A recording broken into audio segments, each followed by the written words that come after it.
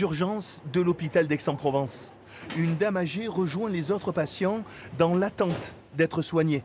La plupart souffrent de maladies respiratoires, de Covid et surtout de la grippe. Le pic a été atteint et beaucoup ont oublié la nécessité de se faire vacciner. Il faut se vacciner, c'est la première des choses à faire au début de l'hiver. Je ne pense pas que ça soit lié au rafraîchissement des températures, c'est surtout lié aux conditions des fêtes, quoi. Il y a un rapprochement familial, il y a des gens qui s'embrassent, il y a des gens qui sont dans la même pièce et qui circulent. L'épidémie est telle que le port du masque est obligatoire à l'entrée de l'hôpital. En une semaine, le personnel médical a recensé 118 personnes atteintes de la grippe. Des chiffres exponentiels qui ont poussé les médecins à ouvrir une unité spéciale grippe.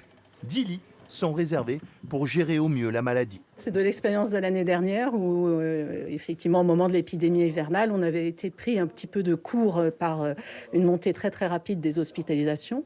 Donc cette année, on a souhaité anticiper et donc on a créé une unité qui pouvait être mobilisable à tout moment à partir de fin novembre pour accueillir le surplus de patients hospitalisés en raison de cette épidémie hivernale.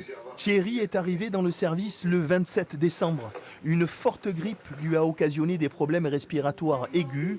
Il est soulagé d'être traité dans cette unité spécialisée. Ah oui, c'est étonnant même.